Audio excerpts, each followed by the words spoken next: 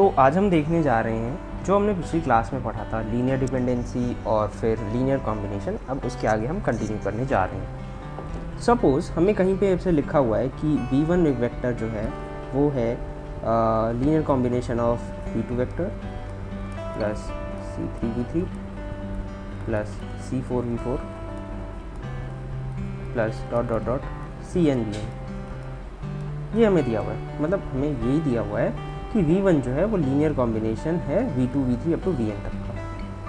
ठीक है, तो मैं ये जानना चाहता हूँ क्या v2 को भी हम linear combination of remaining vectors represent कर सकते हैं। मतलब v2 को हम क्या ऐसे रिप्रेजेंट कर सकते हैं, v2 is equals to c1v1 plus c3v3 c1 dash v1 dash v3 plus c4 dash v4 plus dot dot dot plus cn dash vn। क्या हम ऐसे रिप्रेजेंट कर सकते हैं? हमें नोन बस ये है, तो क्या हम इससे ये डिराइव कर सकते हैं? और अगर कर सकते हैं तो कंडीशन क्या होगी? तो देखते हैं हम क्या करते हैं। हम इसी इक्वेशन को लेते हैं, इक्वेशन 1 मान लेते हैं।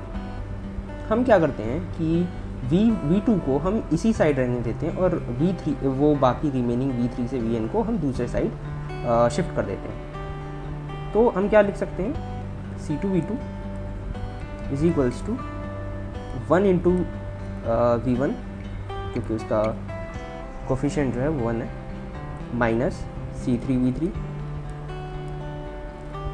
Minus c4v4 and so on dot dot dot minus cn vn। ठीक है, अब ये जो c2 है, क्योंकि मुझे v2 को रिप्रेजेंट करना है as a linear combination of other vectors, तो c2 को मैं मैं दोनों साइड c2 से डिवाइड कर देता हूँ। तो v2 इज इक्वल्स टू ये डिवाइड होके 1 हो जाएगा, 1 upon c2 into 1 into v1 minus c3v3 minus c4v4 minus dot dot dot cn vn। मैं ऐसे लिख सकता हूँ, लेकिन मुझे देखो मैंने ऐसे तो लिख दिया, ये कहने के लिए तो हो गया, चलो ठीक है, ये v2 जो है हमने रिप्रेजेंट कर दिया linear combination of v3 v1 v3 up to vn तक का। लेकिन हमें कंडीशन भी फाइंड करना है कि कहीं हम कुछ गलत तो नहीं कर रहे हैं, कुछ ऐसी कौन सी कंडीशन है कि ये बिल्कुल वैलिड चीज़ हो हमारे पास। तो ये वैलिड कब होगा, पहले हम देखते हैं इनवैलिड कब होगा।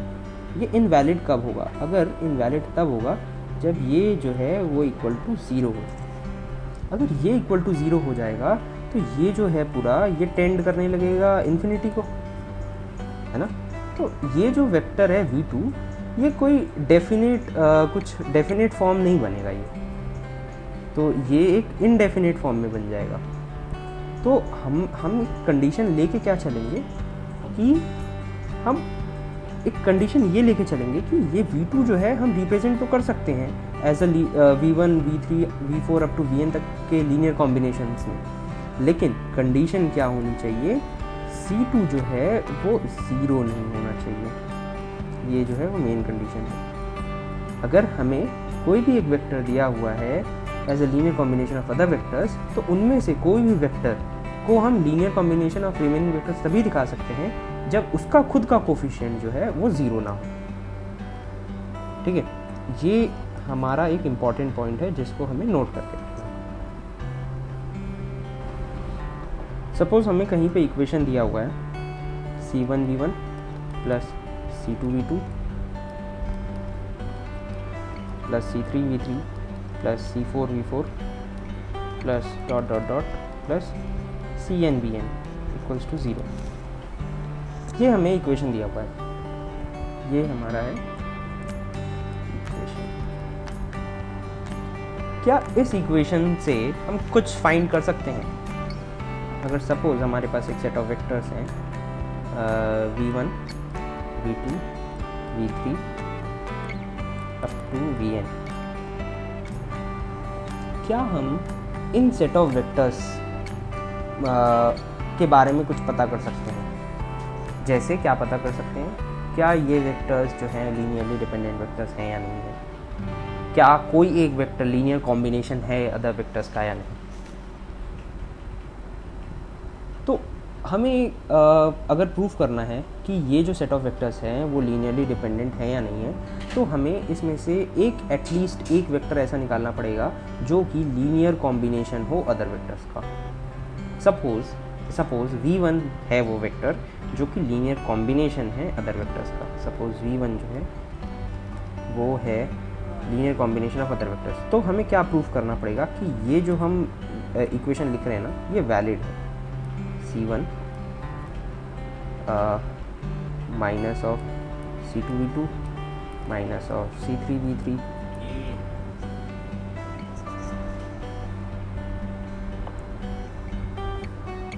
Minus of c3v3 minus of c4v4 dot dot dot minus of cnvn।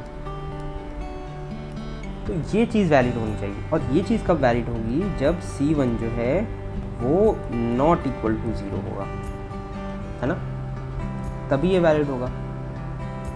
तो अगर एटलीस्ट एक वेक्टर को हम ऐसे रिप्रेजेंट कर पा रहे हैं, तो हमारा ये जो सेट ऑफ वेक्टर्स है वो लीनियरली डिपेंडेंट होगा,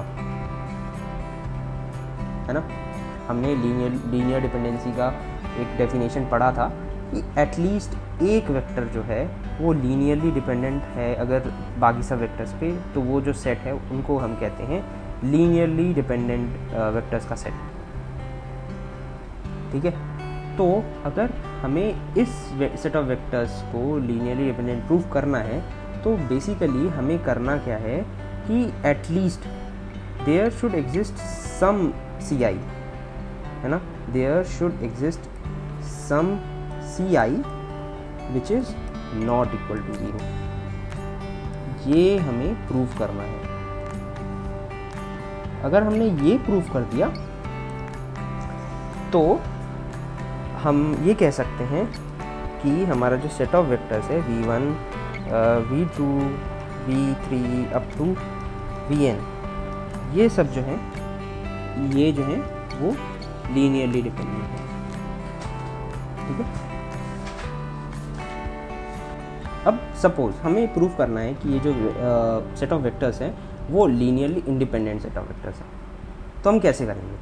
तो लीनियरली डिपेंडेंट हमने कैसे प्रूफ करा था, हमने लीनियरली डिपेंडेंट के लिए कहा था there should exist at least one ci which is not equal to 0, है ना।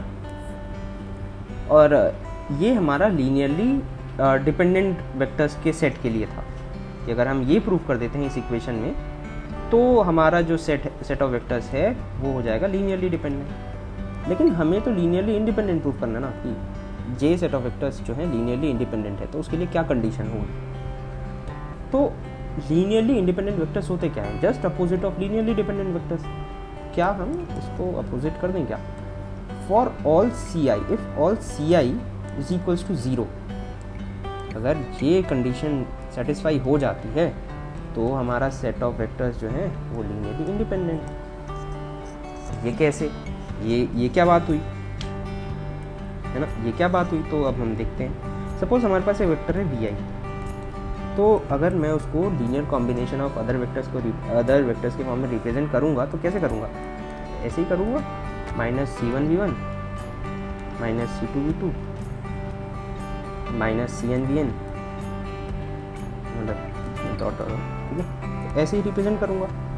अगर मैं किसी भी वेक्टर, मतलब अगर सारे वेक्टर्स के जो कोफिशिएंट हैं वो इक्वल टू 0 हैं, तो मैं किसी भी वेक्टर को as a linear combination represent ही नहीं कर पाऊंगा ऑफ द रिमेनिंग वेक्टर्स, है ना।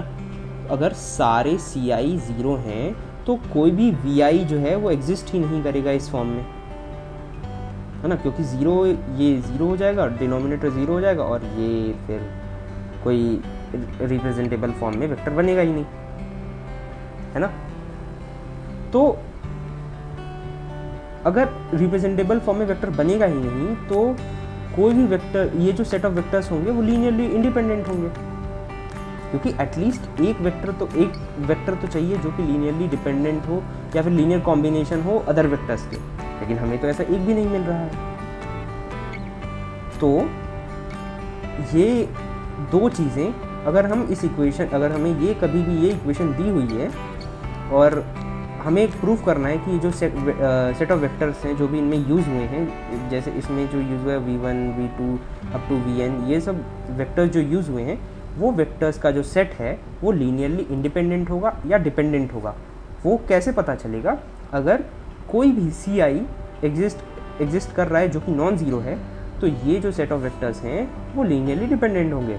अगर सारे सी आई ज़ीरो हो गए हैं तो ये जो है सेट ऑफ वेक्टर्स जो हैं वो लीनियरली इंडिपेंडेंट होंगे। तो ये हमें आज की क्लास में हमें यही समझना था कि अगर हमें ये इक्वेशन दिया हुआ है, अगर इक्वेशन दिया हुआ है तो हम कैसे बता सकते हैं कि इनमें जो वेक्टर्स यूज़ हुए हैं वो लीनियरली इंडिपेंडेंट हैं या लीनियरली डिपेंडेंट है। ठीक है, तो मिलते हैं अब नेक्स्ट क्लास में।